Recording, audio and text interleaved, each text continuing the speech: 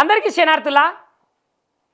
తెలంగాణ రాష్ట్రాన్ని సాధించినటువంటి తెలంగాణ జాతిపిత, తెలంగాణ రాష్ట్ర తొలుత ముఖ్యమంత్రి కల్వకుంట్ల కేసీఆర్ సార్కి అయితే ఊరట లభించిందని చెప్పాలిలా. ఎందుకంటే ఇవాళనైతే హైకోర్టుల కీలకమైనటువంటి పరిణామం ఒకటి చోటు చేసుకున్నదిలా. ఇక పీసీ ఘోష్ రిపోర్టుకి అయితే సంబంధించినటువంటి కేసు మీద విచారణ అనంతరం అయితే హైకోర్టు తీర్పునైతే వెల్లడించింది కదా. ఈ ముచ్చట కూడా మన అందరికీ తెలిసే ఉంటుంది. ఇక ఈ తీర్పు అయితే ప్రస్తుతము రాష్ట్ర రాజకీయాలలో గట్లనే ప్రజలలోనైతే చర్చనీయ అంశంగా మారిందిలా. ఎందుకంటే చాలా మంది ఆ పార్టీకి సంబంధించిన వాళ్ళు అయితే వాళ్ళ ముఖ్యమంత్రి కావచ్చు, వాళ్ళ మంత్రులే కావచ్చు, వాళ్ళ ఎమ్మెల్యేలే కావచ్చు, ఏమన్నారు, కాళేశ్వరంలో అవినీతి జరిగింది, కాళేశ్వరము కూలేశ్వరము అది ఇది అని ఎట్లా పడితే అట్లా మాట్లాడిన వాళ్ళు అయితే వాళ్లకు వాళ్ళ పార్టీ అధినేతకైతే చెంపపెట్టుగానైతే తీర్పు అయితే వచ్చిందిలా. ఇక కుయ్యమంటారా? అస్సలకే కుయ్యమన్నారు. ఇప్పటికైనా సపోర్ట్ చేస్తున్నారు అనుకుంటున్నారా? ఏం లేదు, సపోర్ట్ చేయకున్నారు. ఎందుకంటే ఎప్పటికైనా చివరికి గెలిచేది న్యాయమే కదా. గా న్యాయం అయితే కేసీఆర్ సార్ వైపు ఉన్నది కాబట్టి ఇప్పుడైతే కేసీఆర్ సార్కు ఊరట లభించిందని చెప్పాలి. ఇక సంచలనమైనటువంటి తీర్పు వెల్లడించిందిలా తెలంగాణ హైకోర్టు. ఇక ఘోష్ కమిషను నివేదిక ఏదైతే ఉన్నదో దాని ఆధారంగా చర్యలు వద్దని హైకోర్టు అయితే ఆదేశాలను అయితే జారీ చేసిందట.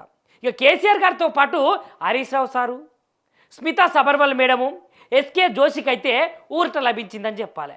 ఇక కమిషన్ ఏర్పాటునైతే సమర్థించిందట హైకోర్టు. ఇక ఘోష్ కమిషన్ నివేదిక ఏదైతే ఉన్నదో దాని ఆధారంగానైతే చర్యలు వద్దని హైకోర్టే ఆదేశాలను అయితే జారీ చేసిందట. చూసిర్రా, వాళ్ళు ఇచ్చినటువంటి నివేదిక వాళ్ళు ఏం చేసిరో దాన్నైతే ఇప్పుడైతే హైకోర్టు అయితే వద్దని చెప్పింది. కాబట్టి ఇగో మనం ఎవరి గురించి ఏమని మాట్లాడుతున్నాము, ఎవరి గురించి ఏ విధంగా మాట్లాడుతున్నాము అని తెలుసుకొని మాట్లాడాలి. 2 ఏళ్ల సంద అయితే ఏమైనా కాళేశ్వరం మీన్నే పడి ఏడ్చుకుంటూ మాట్లాడినటువంటి పెద్ద పెద్ద నాయకులకైతే ఇప్పుడు నోట్లకెళ్ళి మాట పడిపోయింది కదా. ఇక గట్లనే హైకోర్టు వాళ్ళ నిర్ణయాన్ని అయితే కొన్ని ముఖ్యమైన అంశాలను అయితే ప్రస్తావించింది.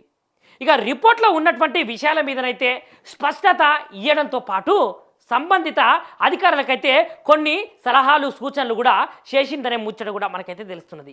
గట్లనే ఈ కేసు ముచ్చట్ల భాగంగా తదుపరి చర్యలు ఎట్లా ఉండబోతున్నాయి దాని మీద కూడా మార్గదర్శకాలు అయితే జారీ చేస్తున్నట్లయితే సమాచారం అయితే ఉన్నదట. ఇకనైతేనులా పీసీ ఘోష్ కమిషను నివేదిక మీద హైకోర్టు స్టేనైతే స్వాగతించిరట కేటీఆర్ సారు, గట్లనే హరీష్ రావు సారు.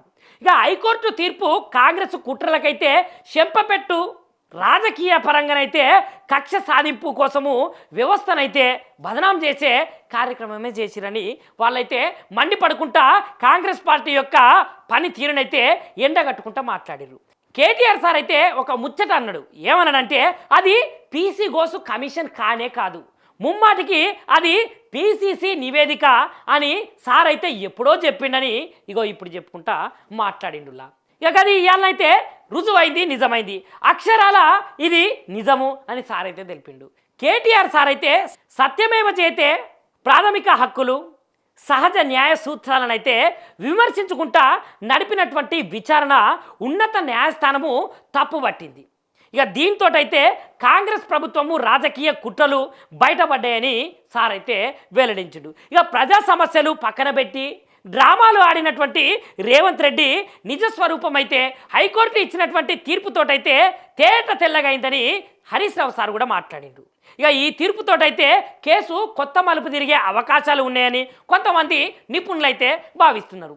ఇక గిన్ని చేసినటువంటి వీళ్ళైతే మరి మొన్నటికి మొన్న ఎక్కడో మీటింగ్ పెట్టిరు కదా, గదే ఇక జగిత్యాలలో కేసీఆర్ సారు మీటింగ్ పెడుతున్నాడు అని తెలుసుతోటే సీఎం రేవంత్ రెడ్డి కూడా మేడిగడ్డ దగ్గర కూడా ఒక సభ ఏర్పాటు చేసింది కదా. మరి మేడిగడ్డ కుంగిపోయింది, మేడిగడ్డలు ఉన్నటువంటి పిల్లర్లు కొన్ని క్రాక్స్ వచ్చినాయి అని చెప్పిరు కదా. మరి మేడిగడ్డ అనేది కాళేశ్వరంలో ఒక భాగమే కదా. మరి ఆ మేడిగడ్డ దగ్గర నువ్వు ఎట్లా మీటింగ్ పెడతావు? మరి అది కట్టించింది, అది చేసింది కూడా కేసీఆర్ సారే కదా. గట్లాంటి మహానుభావుని ఎన్నెన్ని మాటలు అన్నారు.